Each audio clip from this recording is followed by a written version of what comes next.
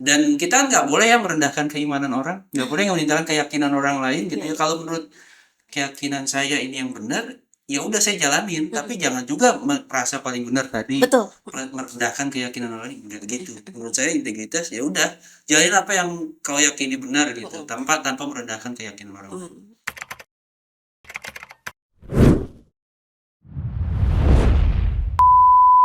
Halo Sobat Abdi Muda, selamat datang kembali di Ruang Tinjau. Suatu podcast yang akan membahas dan menjadi ruang untuk meninjau kembali pilihan, tantangan, dan pelajaran hidup dari para aparatur sipil negara. Di podcast ini kita akan melihat lebih dekat cerita di balik profesi, nilai-nilai yang mereka pegang, hingga pengalaman yang membentuk perjalanan pengabdian mereka. Nah, pada podcast Ruang Tinjau kali ini kami juga disponsori oleh Kemenkui. Terima kasih Kemenkui. Untuk episode hari ini, kita akan membahas topik yang sangat relevan mungkin bagi semua ASN dan PNS di seluruh Indonesia, yaitu integritas dalam pelayanan publik. Tidak hanya dari sisi pengalaman pribadi, tapi juga bagaimana integritas itu dapat mempengaruhi kualitas kebijakan publik yang dihasilkan. Sudah bersama kita pada hari ini narasumber kita, Mas Sastyo Aji Darmawan. Beliau ini adalah salah satu penulis terpilih dalam buku Integritas dari Dekat yang melalui tulisannya yang berjudul Analogi Hujan, Penolakan Gratifikasi dan Pencarian Dalil. Nah, buku ini adalah buku terbitan KPK yang pada saat itu berkolaborasi juga dengan Abdi Muda. Beberapa bagian dari Abdi Muda menjadi kurator dalam pemilihan naskah di buku tersebut. Nah, salah satu naskah yang diterbitkan adalah naskah dari Mas Aji. Halo Mas Aji, selamat datang dan terima kasih sudah bergabung di Ruang Tinjau. Halo, terima kasih juga. Iya, sehat Mas? Alhamdulillah.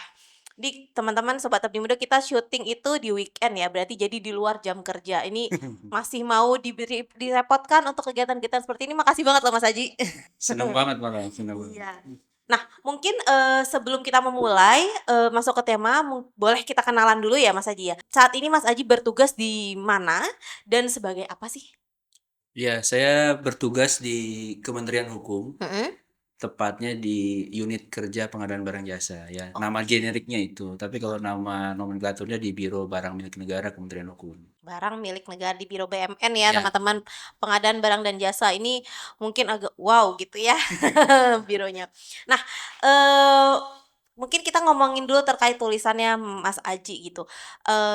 Ada beberapa bagian yang menurut saya sangat menarik karena kebetulan saat itu saya juga menjadi salah satu kurator dari beberapa dan naskah untuk aksara ini. Nah, biasanya ketika kita membicarakan tentang anti korupsi yang muncul itu adalah aturan, hukuman, penindakan suatu permasalahan dan lain-lain.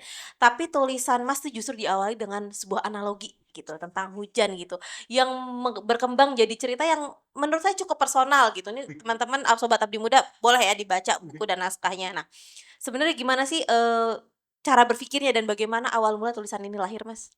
Iya, karena kebetulan aja seneng aja nulis. Kalau zaman waktu muda ya, apalagi gitu, sukanya update status gitu. Lama-kelamaan daripada cuma update status, gimana kalau kita tulis? Nah, awalnya gitu. Ini kalau dibilang jago juga enggak gitu.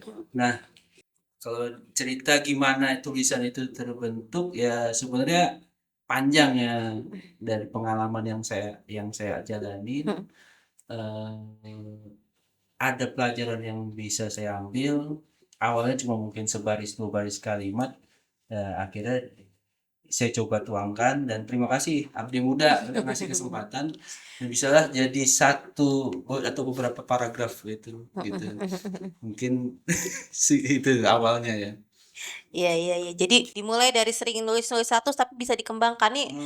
Ini Sobat Abdi Muda juga boleh banget yang mungkin sekarang sering nulis-nulis di medsos Ya. itu bisa juga menjadi awalan gitu ya, Iya, Mas itu ya. udah bakat. Sebenarnya itu bakat, cuman perlu dikembangin aja. Betul, tapi ini tulisannya juga sangat bagus loh Mas, gitu. Nah, yang cukup menarik juga gitu dalam tulisan tersebut disampaikan bahwa kebaikan itu seperti uap air yang pada akhirnya kembali menjadi hujan. Ini filosofisnya sangat dalam gitu. Mmm, apakah memang itu menjadi prinsip atau filosofi hidup yang Mas Aji masih pegang gitu sampai hari ini? Iya, jadi Mhm. dapet apa, pesan ya, Mhm mhm. pesan dari, hujan Mhm. itu sebenarnya juga nggak dalam rangka perenungan, Mhm ngeliatin mhm hujan, mhm. apalagi sampai hujan-hujan, enggak. Tiba-tiba aja gitu Iya iya. kepikiran karena mungkin ada turning point dalam hidup saya yang kok pas banget ya sama siklus air hujan yang kita sering pelajari di zaman sekolah dulu. Dan disitulah mungkin saya mungkin saya termasuk yang orang yang lambat. Kalau orang kan mungkin udah sering dengar rezeki mah nggak kemana, rezeki nggak akan ketuker.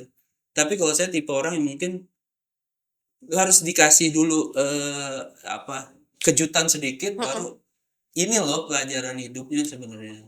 Sebenarnya tuh kita udah sering dengar lah. Iya. Nah, tapi kalau saya dapat kejutan dulu baru ini loh sebenarnya tuh rezeki tuh nggak ketuker, rezeki tuh udah ada jalannya kayak gitu sih. Betul, itu mungkin ya kalimat-kalimat manis seperti itu orang udah banyak tahu gitu. Betul. Cuman kemudian implementasi ke diri sama gimana terjadinya di diri kita tuh biasanya turning point-nya beda-beda gitu ya Mas ya. Betul, timingnya beda-beda, terus dalam mungkin suasana hati, suasana ya kesibukan beda-beda. Iya, sama ada beberapa bagian juga nih dari naskah Mas Aji yang cukup membekas gitu. Yang bagaimana Mas Aji itu punya pengalaman. Ini harusnya pengalaman pribadi ya Mas ya. Mendapatkan hadiah dari pimpinan. Namun tidak kemudian itu bukan hanya terkait saya mau kembalikan, tapi bagaimana caranya Mas Aji itu memilih bagaimana cara mengembalikannya supaya tetap bisa menjaga dan kehormatan Iya, yang memberikan iya, gitu. Jadi iya, nggak menyakiti hati yang memberikan. iya. Itu gimana sih Mas bisa berpikir sampai ke situ dan apa yang paling banyak dipertimbangkan ketika itu? Iya, sebenarnya lebih banyak bingungnya. Pada saat terima itu gagap kita. Di mana ya? Itu kan di tengah nggak rame banget sih. Iya. Maksudnya ada teman-teman semua dapet gitu yang pada saat itu berkunjung ke rumah beliau. Cuma saya bingung. Yang lain kan yang ngembaliin. Kalau saya kembali di situ kan jadi kayak canggung banget ya. Akhirnya Betul. ya saya pulang dengan bungkusan besar itu. Karena kemasannya nggak susah dipegang gitu. Kita saya pakai motor laki kan. Itu kebayang deh, udah itu hujan. Bener ya ketika Sepanjang jalan tuh bingung ini gimana ya ngomong ke istri gimana gitu. Tapi emang udah niat dari awal nerima sampai rumah tuh udah niat mau kembali dan di perjalanan tuh cuma mikir ngomongnya gimana ke istri dulu dan gimana besok ngomongnya ke beliau. Iya. Kayak gitulah. Tapi tetap dapat loh caranya untuk mengembalikan dengan baik-baik tanpa Iya. berusaha untuk tidak menyakiti gitu ya. Iya. Gitu. Sampailah pada susunan kalimat saya sudah cukup. Kalau penghargaan bagi saya itu sudah cukup dengan kepercayaan yang Bapak berikan. Bapak nggak perlu lagi kasih ini ke saya. Itu kalimatnya cuma sependek itu. Cuman mikirnya semalaman. Ya, jadi walaupun udah suka nulis bikin kalimat begitu aja tetap masih berpikir ya. Harus ya. Iya. Baik. Itu juga memang ini pemikiran yang cukup jarang, cukup rare. Kadang-kadang orang kan, ya udahlah yang terima bukan hanya saya saja, jadi ya udahlah nggak apa-apa. Tapi ternyata gimana integritas itu ya dibangunnya perorangan gitu, pribadi gitu, nggak hanya ngikutin, yang lain terima nggak apa-apa deh berarti ya nggak juga gitu kan ya sebenarnya gitu. Nah, kalau menurut Mas Aji nih, apakah menjaga integritas itu berarti menjaga etika juga dalam bersikap? Karena kadang-kadang kan udah nggak sesuai nih, kayaknya nggak sesuai dengan seharusnya nih, udahlah jadinya orang yang lebih apatis atau jadinya ya mungkin tidak berpikir terhadap bagaimana memperlakukan orang dengan baik juga gitu. Iya. Bagaimana, karena kan terkadang yang sulit itu bukan hanya berkata tidak, tapi bagaimana menyampaikan penolakan itu yang tidak menyakiti orang lain gitu. Gimana sih Mas menjaga etikanya itu gitu? Iya, memang etika, integritas, moral dan apapun istilahnya emang deket ya, Mbak. Saling bersinggungan. Ya kadang ya ada orang yang berintegritas tapi ya dari sisi kesantunan agak kurang. Nah, kalau saya pribadi ya pada saat itu mikirnya saya ingin tetap berintegritas tapi saya juga ingin tetap jaga hubungan baik. Betul. Dan saya juga mikirnya karena saya berkelompok pada saat itu satu tim kerja, saya pikir saya nggak mau kelihatan saya yang paling benar gitu. Oh iya betul. Karena ya justru poin tertinggi bukan poin tertinggi ya. Bagi saya ya integritas itu adalah bukan merasa paling benar, termasuk di dalamnya itu ya selain jujur, tanggung jawab dan lain-lain. Kalau kita ngerasa paling benar, ya apalah gitu ya. kayak gugur aja gitu integritasnya. Jadi saya coba, oke saya jalankan apa yang saya yakini, tapi saya tetap menghormati keputusan teman-teman yang lain yang tidak mengembalikan, dan saya juga nggak mau nyakitin perasaan yang udah memberi gitu. Seperti itu sih, Mbak. Ya, itu suatu hal yang mungkin perlu dipelajari juga oleh banyak orang gitu, karena dalam menjaga integritas itu juga kita harus menjaga sikap supaya tidak kemudian ya nggak bohong kalau kayak gitu, kalau tiba-tiba dibalikin atau ditolak di saat itu kemudian akan menjadi public enemy gitu. Iya, Akan betul, mungkin betul. orang akan melihatnya kayak ih si paling apa, mungkin ada orang yang mau menerima, Iya. mungkin memang ada kebutuhannya di situ gitu, Iya, tapi jadi nggak enak atau jadi ngerasa nggak nyaman ya karena itu gitu. Nah, iya. dengan ini hubungan dengan orang lain di kantor, di tim Iya. itu juga tetap masih terjaga baik walaupun Iya. tetap menjaga integritasnya sebagai pribadi Iya, gitu ya Mas ya. betul. Mm, mm, mm, mm. Jadi memang gini sih, saya tambahin Mbak Ina. Iya, betul. Kata saya sering lihat gitu ya, orang yang berusaha menjaga integritas gitu di lingkungannya kadang dimusuhi. Ya, itu. Kadang dimusuhi, jadinya apa ya, orang jadi ya jadi public enemy, jadi males.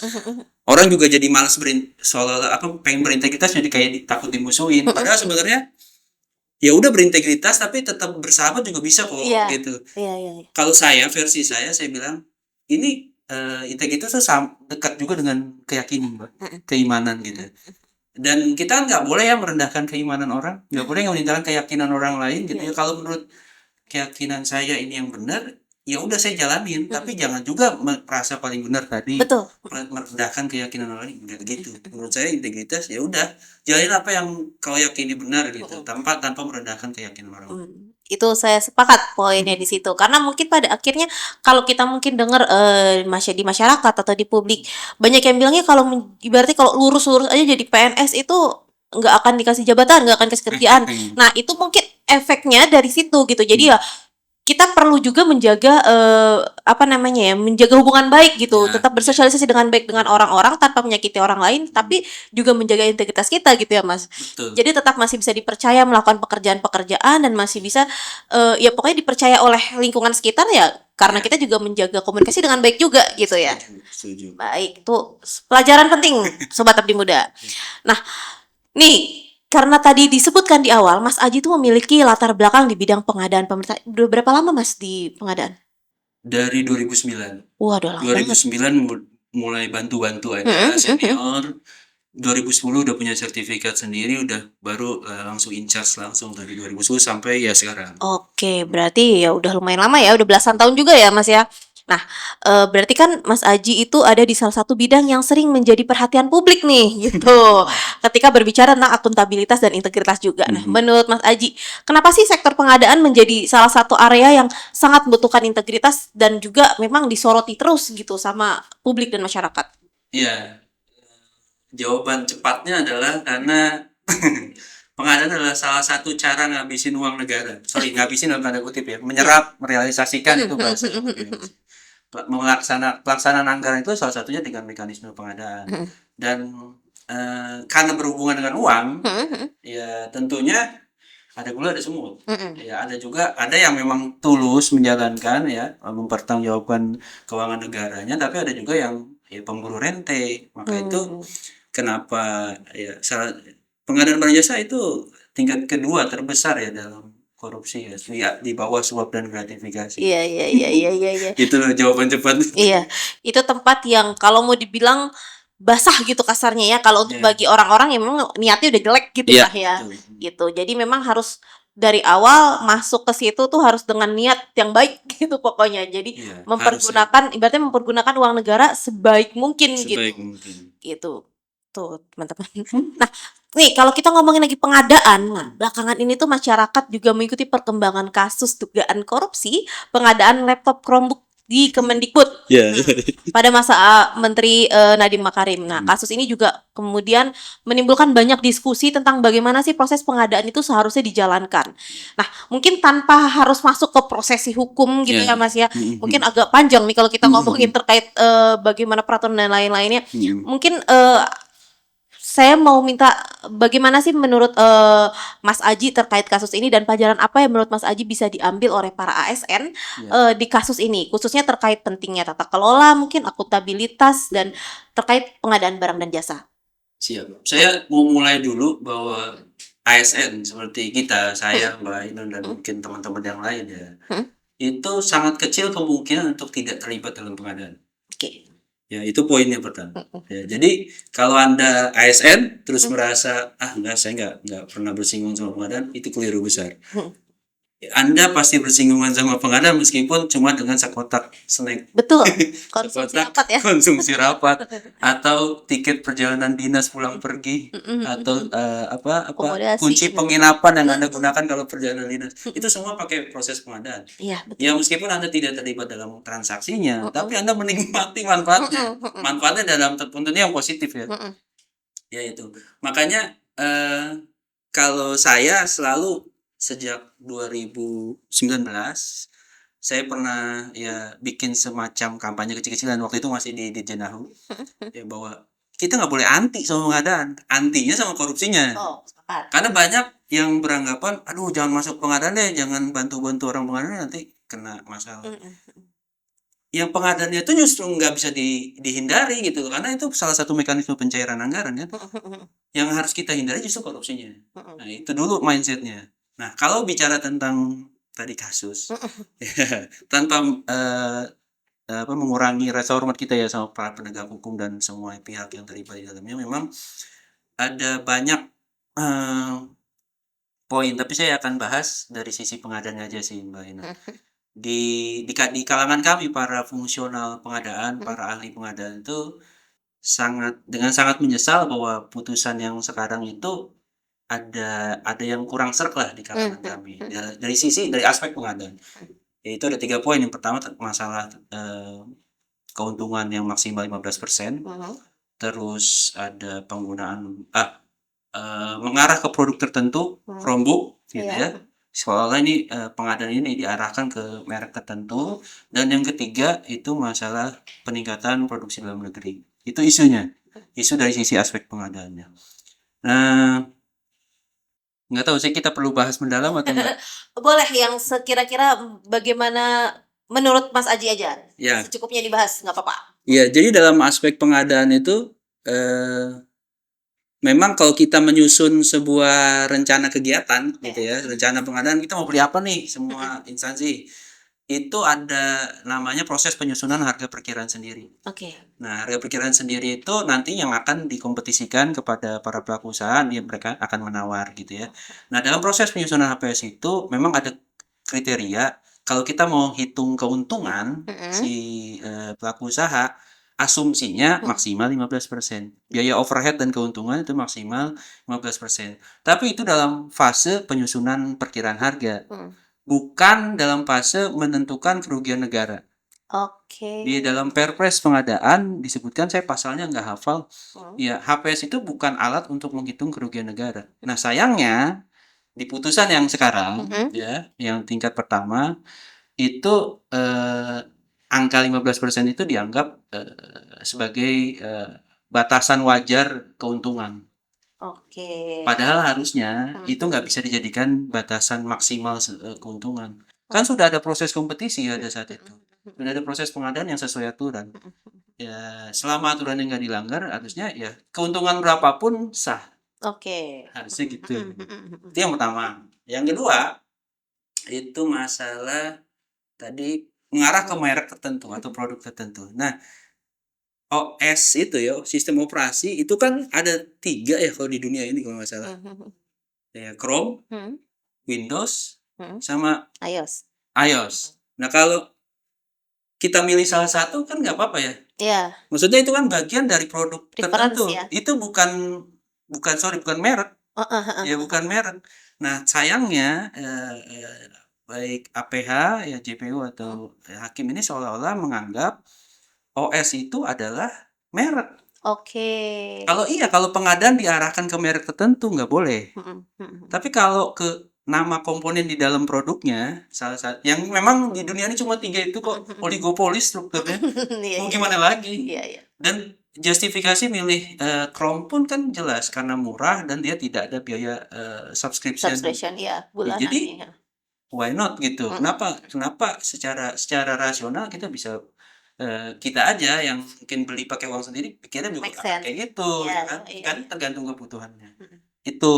Yang ketiga nih yang Mhm. ketiga adalah peningkatan produksi. Seolah-olah, Pak Nadiem Makarim itu dianggap tidak mendukung program peningkatan produksi dalam negeri. Mhm. Balik lagi ke masalah OS tadi. Hmm. Ya sekarang kalau OS-nya ada di dalam negeri sih kita pakai, Mhm. ya ada produk dalam negeri OS itu oke kita pakai, cuman kan nggak ada. Ada, betul. Dan OS itu hanya salah satu komponen dalam produk laptopnya. Bisa Hmm. jadi keyboard-nya, layarnya semua itu produksi dalam negeri dan kita tak kenal ada istilah PKDN kan. Kan Mhm. komponen dalam negeri. Mhm. Jadi mungkin OS-nya aja yang impor dari luar, tapi semuanya bisa jadi dari dalam negeri. Nah, itu yang sangat disayangkan sih dalam kasus itu. Dan kenapa ASN perlu aware sama ini? Mhm. Ya menurut saya poinnya adalah hmm,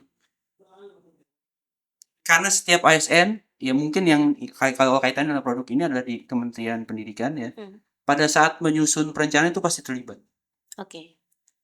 So, jangan membahayakan pimpinan Anda, jangan membahayakan teman-teman Anda di pengadaan gitu. Supaya nggak ada kasus kayak gini nih, Mhm. nggak ada kasus yang berulang. Iya. Coba pikirkan ketika memilih suatu produk, ya memang yang dibutuhkan gitu.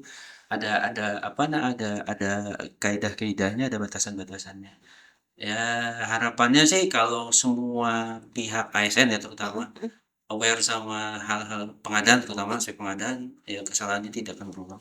Oh iya, sepakat sih. Jadi mungkin tadi saya di awal gitu ya, Mas Aji bilang jangan takut untuk jadi orang pengadaan gitu, karena memang Ya, ya. di beberapa tempat, di unit-unit gitu, pokoknya di beberapa tempat saya yakin banyak yang ah enggak deh takut ah gitu, Ya, karena jadinya takut mungkin di satu sisi takut tidak bisa menjaga integritas pribadi itu sendiri gitu. Kalau betul, lingkungannya betul, mungkin ya. nggak sesuai gitu, kita mau ajak dan stabil di bagaimana kita menjaga integritas kita jadi nggak bisa Ya. gitu takutnya gitu. Salah satu poin dari integritas itu berani, Mbak. Oke. Nah, kalau Anda merasa bersih, kalau Anda merasa teman-teman ASN nih, abdi muda merasa saya bukan orang yang seperti itu, Mhm. justru itu yang dibutuhkan di pengadaan. Iya, Mas jadi jangan takut ya. Iya, malah kalau takut, sorry, dunia ini hancur katanya. Ada pepatah yang bilang dunia ini hancur bukan karena kekurangan orang baik, tapi karena orang baiknya diem. Iya, sepakat. Karena Jadi kalau melakukan pembiaran ya. yang baik-baik justru jangan diem, jangan menghindar. Justru kita di bidang-bidang yang sangat berisiko ini butuh Mhm. orang-orang baik. Nah, sepakat nih. Salah satu contoh orang baik gitulah ya. Aduh, Mas iya. Aji. Amin. Amin aja, Mas. Amin, amin, Iya. amin. Sama Berusaha. ya, tadi saya juga mengambil apa ya? Salah satu yang bisa saya tarik ya si Chrome ini adalah salah satu spesifikasi ya dari suatu pengadaan Iya. gitu kan. Jadi konteksnya bukan menuju kepada suatu barang, Bukan, tapi memang bukan. spesifikasi yang di-list. Karena memang Iya. ketika mengadakan pengadaan pasti Hmm. apa sih yang dibutuhkan itu kan Iya, di-list. iya, Salah satunya iya. ya kebutuhannya dengan Hmm. OS yang gini dan dengan Iya. alasan yang jelas juga gitu Betul, sebetulnya ya, betul. Mas ya. Nah, mungkin kita bisa lihat lagi nanti bagaimana perkembangan kasusnya ya. Amin, ya Ini mudah-mudahan. cukup seru gitu karena memang seperti yang disampaikan oleh Mas Aji, semua PNS dari tingkat paling bawah sampai tingkat paling atas pasti pernah bersinggungan dengan pengadaan walaupun sekecil snack rapat gitu ya. Itu kan pengadaan juga dan itu ada ketentuannya juga, ada peraturannya juga gitu. Jadi kita nggak boleh apatis gitu. Kita harus nah itu menjaga integritas itu ya dari situ gitu. Peduli. Salah satu poin integritas juga peduli. Oh iya betul, Mas. Iya, jadi kalau kita nggak peduli sama apa yang penyimpangan yang ada di depan mata kita, Berarti sebenarnya nggak berintegritas ya? sebelum harus dikomporin lagi ya. Iya. Ya kan karena kalau mau apa namanya? Mau Indonesia bebas, Indonesia emas 2045 lah. Gak usah ngomong Indonesia bebas dari korupsi. Mau mencapai itu ya setiap elemennya harus peduli dulu. Oke, betul. Ya, jadi kalau memang kita ngerasa kita punya integritas yang baik, kita ibaratnya kita mau berbuat baik pada negara, ya kita harus ada di tempat-tempat ya. Kalau kita diberikan kesempatan ya, kalau diberikan kesempatan gitu dan ketika dipercaya, ya harus berani gitu, Ya, harus jangan mundur. betul, jangan dan harus peduli juga gitu. Bukan berarti ini tempatnya kayak gini nanti takut karena sebetulnya jatuhnya itu berarti bukan soal integritas tapi lebih ke apatis gitu ya. Jadi hanya ingin menyelamatkan diri sendiri gitu. Padahal kita bekerja untuk negara gitu ya. Tuh harus di Kita point lebih out. dari sekedar abdi negara. kita negarawan loh. Wah, kita adalah negarawan, teman-teman sobat Abdi Muda. Betul betul. Saya juga sepakat dengan itu gitu. Jadi mungkin kalau mau menarik lebih jauh, itulah salah satu kalau mau ditanya kenapa saya mau jadi ASN atau jadi PNS, karena saya percaya kita juga bisa kok ngubah dari dalam. Betul. Gitu. Nggak cuma ngelihat dari luar atau segala macam. Nah, lagi-lagi misalnya kita berbicara lebih luas nih. Menurut Mas Aji, seberapa besar sih pengaruh integritas individu terhadap kualitas kebijakan publik secara umum? Karena kebetulan kita sama-sama nih dari Kementerian Hukum. Seringkali sebuah kebijakan itu kita sangat sangat dekat gitu ya dengan kebijakan publik, dengan peraturan gitu kan. Seringkali kebijakan dan peraturan itu tetap bergantung bagaimana manusia menjalankannya gitu. Jadi apakah integritas individu itu masih berpengaruh gitu, karena sedangkan yang menjalankan kan pasti banyak orang, ada sebuah sistem seperti itu. Iya, justru kalau kita mau mencapai memang tujuan bernegara ya ada di pembukaan Undang-Undang Dasar, Wow, oke. memajukan kesejahteraan umum dan segala macam ya. Sorry, saya nggak apa banget. Iya. Persis kalimat persisnya. Nah, kalau kita aparatur sipil negara mau mencapai tujuan bernegara harus mulai dari diri sendiri. Karena negara itu kan elemennya ya warga negara, teritori, pemerintahan dan lain-lain. Ya kalau mau mencapai tujuan yang bernegara yang sakral itu, nggak mungkin kalau nggak dimulai dari diri sendiri. Jangan tunggu pimpinannya berintegritas dulu. Jangan tunggu sistemnya yang berintegritas. Enggak. Ya sistem harus berintegritas, pimpinan harus berintegritas, tapi diri kita sendiri juga harus berintegritas. Makanya kan strategi pemberantasan korupsi kalau masuk ke situ ya ada 3 sula kan katanya. Pendidikan, pencegahan, dan penindakan. Pendidikan itu ya dimulai dari level terkecil ya diri kita sendiri. Ya Mas Aji ini juga termasuk salah satu penyuluh anti korupsi kalau tidak salah ya. Iya, alhamdulillah. Penyuluh anti korupsi dan bekerja di pengadaan barang dan jasa, insya Allah ya negara aman, minimal Kementerian Hukum aman gitu. Amin, insya Allah. Nah, kita ngomongin tadi sistem juga ya Mas. Menurut Mas Aji nih, yang mana yang harus terlebih dahulu dikuatkan? Sistemnya atau manusianya? Harus bareng. Harus bareng. Harus bareng. Kan yang menciptakan sistem manusia. Oh. Ya sekarang kalau gimana mau sistemnya baik kalau manusianya nggak baik? Ya sama aja manusia buruk akan menciptakan sistem yang buruk. Gitu. Jadi harus bareng.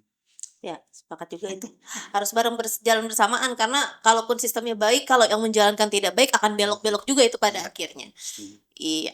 Nah, kalau kita berbicara dengan sobat Abdi Muda nih, jadi banyak ASN muda dan terus Gen Z mungkin. Nah, menurut Mas Aji, tantangan integritas pada saat ini tuh bentuknya seperti apa gitu? Apakah ibaratnya selalu soal uang, selalu soal pendapatan, atau ada hal-hal lain yang kadang-kadang kita nggak sadarin gitu, supaya sobat Abdi Muda juga ingat gitu, tercerahkan kembali. Iya, memang semakin kesini, semakin kesana, semakin kesini ya tantangan hidup akan semakin berat, katanya begitu ya. Karena mungkin udah ada kemajuan teknologi. Tapi sebenarnya kalau kita bilang kayak gitu, berarti orang-orang dulu, orang-orang yang zaman Nabi mungkin, berarti ujian hidupnya ringan dong. Enggak, ujian tuh sama aja, cuman beda bentuknya aja. Dan Allah Subhanahu Wa Taala itu panitia ujian global yang luar biasa ya. Tiap orang itu soalnya beda-beda, soal ujian beda-beda. Ya saya nggak tahu mungkin yang dihadapi generasi sekarang Z Alpha yang saya generasi apa ya? Kayaknya kita masih sama di milenial. Ya mungkin tantangannya kalau yang bisa saya tangkap mungkin ya masalah teknologi informasi itu udah semakin rawan ya, dan LGBT ya, dan lain-lain, narkotika ya. Semua itu ya tidak harus selalu uang ya, tantangannya juga seperti ujiannya seperti itu. Nah, bagaimana integritas bisa menangkalnya itu, karena integritas ini ya kayak obat untuk segala penyakit gitu ya. Tapi sebenarnya ya perlu ditambah yang lain ya kan. Integritas kan dari sisi kompetensi soft skillnya atau manajerialnya, tapi kita juga perlu kompetensi teknis, kompetensi sosiokultural gitu. Dan menurut saya sih secara umum ya seperti itulah Mbak Ainun. Karena kalau harus masuk ke tergantung ujiannya apa dulu nih gitu. Kita harus bahasnya harus lebih detail. Oke, jadi kita juga harus aware sama banyak, hal-hal yang mungkin sebetulnya ya kalau tadi dibahas juga ujiannya sama gitu, cuman tinggal, medannya aja yang agak kadang Yes. berbeda gitu. Ya kita ngomongin tadi sempet sedikit disentil terkait LGBT dan segala macam itu kan sebetulnya udah ada sejak zaman dahulu Udah juga, ada, dari iya. zaman Nabi juga udah ada, cuman tinggal bagaimana sekarang kita, menghadapinya gitu Iya, ya iya. teman-teman.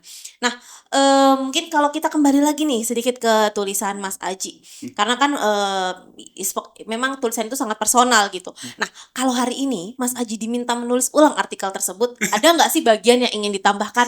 Ada nggak sih hal-hal yang berubah atau, cerita-cerita tambahan yang Iya. terjadi semenjak, Mas Aji submit cerita tersebut sampai dengan hari ini? Itu banyak untold story-nya sebenarnya. Oke. Itu tuh cuman puzzle.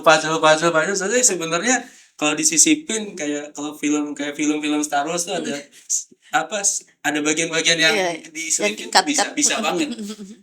Ya, kayak kalau mau ditulis ulang, ya mungkin ada ya tadi bagian-bagian yang sebenarnya tidak diceritakan di situ. Tapi mungkin nunggu momen ya. Oke, siap. Menunggu tulisan Mas Aji berikutnya terkait, integritas dan pencegahan korupsi. Nah, eee, kemudian nih, kalau kalau misalnya hari ini, setelah semua perjalanan sebagai ASN, penyuluh anti korupsi, praktisi pengadaan, apakah, Mas Aji masih memegang keyakinan yang sama bahwa kebaikan akan menemukan jalannya, untuk kembali kepada kita? Pasti, sangat masih dan ini harus diwariskan. Ya baik ke anak saya, keturunan saya dan juga ya orang-orang di sekitar saya. Karena ini modal dasar banget. Dulu kita mikir kerja itu buat cari uang. Ya. Sekarang 17 juta lapangan kerja itu seolah susah. Karena kita nyarinya pekerjaan yang ada gajinya sebenarnya. Padahal gaji itu rezeki itu nggak selalu gaji. Oh iya, itu sepakat. Ya kalau kerja cari orang yang butuh bantuan kita. Rezeki itu tuh biar Tuhan yang ngatur. Iya. Jadi kalau pertanyaannya apakah akan terusnya, sangat. Karena itu justru pondasi dasar yang penting banget buat manusia sebagai hamba Tuhan.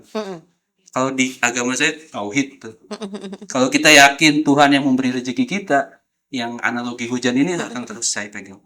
Nah, semoga bisa terus dipegang dengan kukuh Amin. dari Amin. diri sendiri dan juga bagaimana implementasinya ya Mas. Disclaimer, ini saya bukan berarti sudah sampai posisi yang paling mapan banget ya, tapi kita berusaha. Kita sama-sama berusaha. Siap. Itu memang yang paling penting, bagaimana kita mempertahankan dan menjaga integritas pribadi kita. Nah, Mas Aji, tidak terasa nih udah sampai di penghujung perbincangan kita nih.